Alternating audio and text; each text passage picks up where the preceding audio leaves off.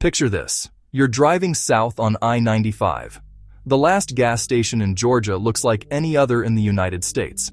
Pickup trucks, Bud Light, stars and stripes. A few minutes later, you cross an invisible line. Welcome to Florida.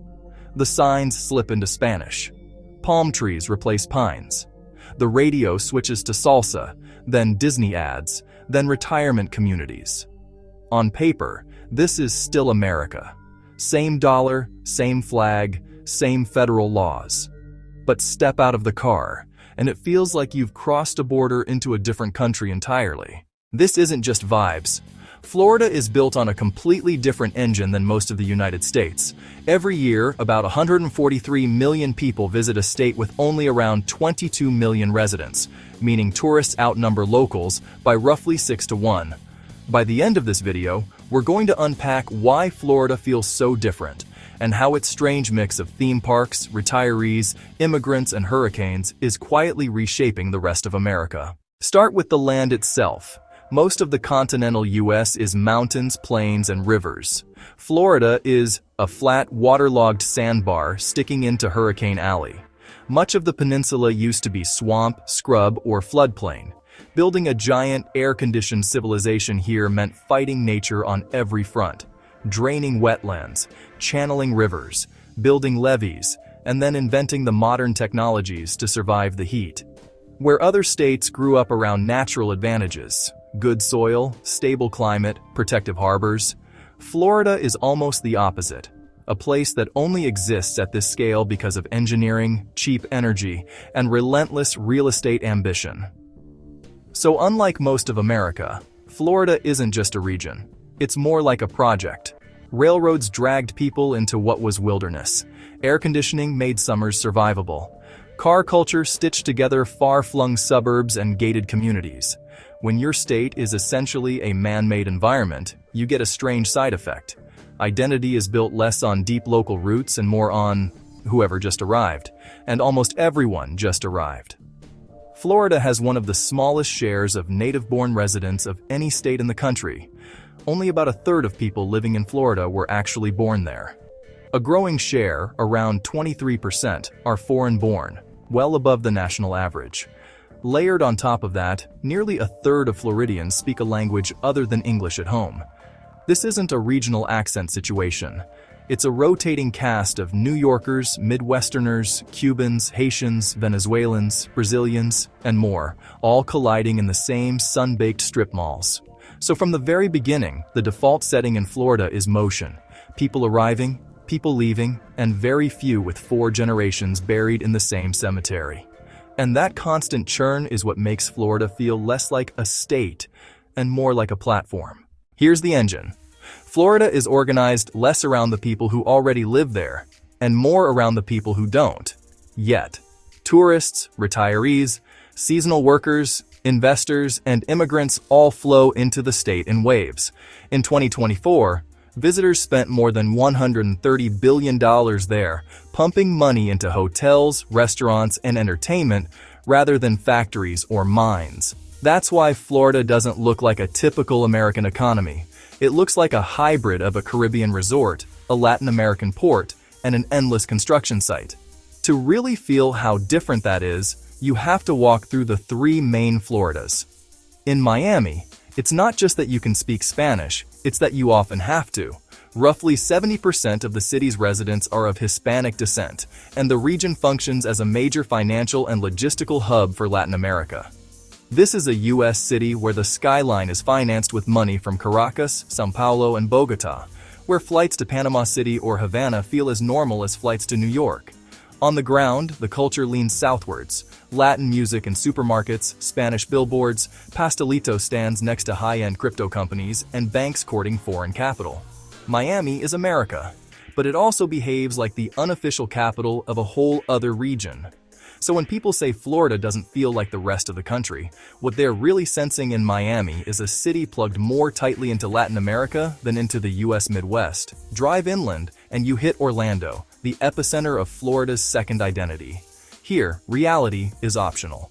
Orlando is surrounded by some of the world's largest theme parks: Disney World, Universal, SeaWorld. Carefully designed, countries within a country. These places run on strict private rules, private security, and invisible infrastructure. Visitors swipe a wristband, not a passport, but they're effectively entering a separate legal and psychological space. The outside world blurs into parking lots, resorts, and outlet malls.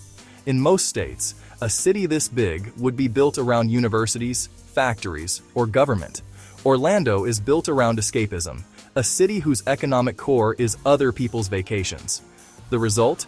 Millions of people experience Florida first, not as a real place, but as a carefully managed illusion. So even when they step outside the park, the whole state keeps feeling like some kind of extended theme zone, unmoored from ordinary American life. Then there's the third Florida, the one you can't miss from the air. Endless cul-de-sacs, golf courses like green carpets, names like Sun City Center, The Villages, Leisure World. Florida is one of the country's ultimate retirement magnets, and entire regions are functionally age-segregated. Watching a marching band of seniors cruise by in decorated golf carts feels nothing like downtown Chicago or Dallas. Supporting this older population is a workforce where immigrants make up a huge share of health aides, nurses, and service workers, essential to keeping the retirement machine running. In very few countries, let alone states, do you get this intense layering? Wealthy retirees, immigrant caregivers, and low-wage service workers sharing the same gated grids under a blazing sun. Put these three Floridas together, Latin capital, fantasy zone, retirement frontier, and you don't get a typical American state. You get something more like a hinge between different worlds. And then, there's Florida Man. Florida man arrested for Florida woman tries to... Those headlines made the state globally famous as a cartoon of American chaos. But the explanation is less mystical and more structural. Florida has unusually broad public records laws, which make police reports and arrests more accessible to journalists and websites looking for weird crime stories. When national media needed odd filler, Florida was simply the easiest place to mine for outrageous headlines. Combine that with millions of tourists, transient residents, substance use, heat, and poverty, and you get a state that produces a lot of bizarre incidents per square mile. Writers have described Florida as America's last frontier, not of open land, but of deregulation and reinvention. You move there to start over. New job, new condo, new identity, no winter, no state income tax. In frontier zones, rules often get stress tested. Property development, gun laws, nightlife, environmental protections. Florida keeps pushing these limits, which is why laws, protests, and political fights in the state often feel more extreme than elsewhere. So the Florida man stereotype isn't just a joke, it's the cartoonish edge of a real pattern. A place where transient populations, easy public records, and a frontier mindset turn individual chaos into a global meme. And that takes us to the biggest reason Florida feels so different. It's not just living in the present, it's living a few steps into the future. Look at Florida closely, and you start seeing future trends for the whole country. An older population, concentrated in sprawling suburbs. A large, diverse immigrant workforce holding up the service economy. A climate-exposed coastline where insurance prices, floods, and hurricanes decide who can afford to stay. Cities plugged into global money flows rather than just domestic industries.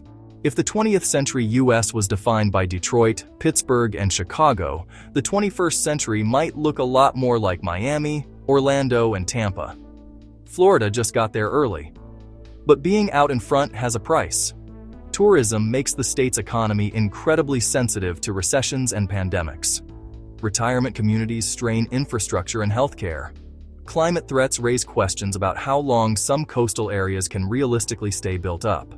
At the same time, rising housing and insurance costs are already squeezing out lower-income retirees and workers, shifting the state toward wealthier newcomers and deeper inequality. So the very things that make Florida feel like a separate country, its visitor economy, its climate, its frontier rules, also make it one of the most fragile parts of the United States. So, why doesn't Florida feel like America? Because in many ways, it isn't trying to. It's trying to be something else. A perpetual arrival lounge, a vacation set, a retirement dream, a Latin gateway, a speculative frontier. The twist is that Florida isn't an exception to America. It might be its prototype, a place where the country's most powerful forces, migration, tourism, aging, inequality, and climate, are compressed into one narrow peninsula. Florida doesn't feel like America, because in some ways it's already living in America's next chapter. Thanks for watching all the way to the end. If you found this video interesting, please hit the like button and subscribe to the channel so you don't miss the next one.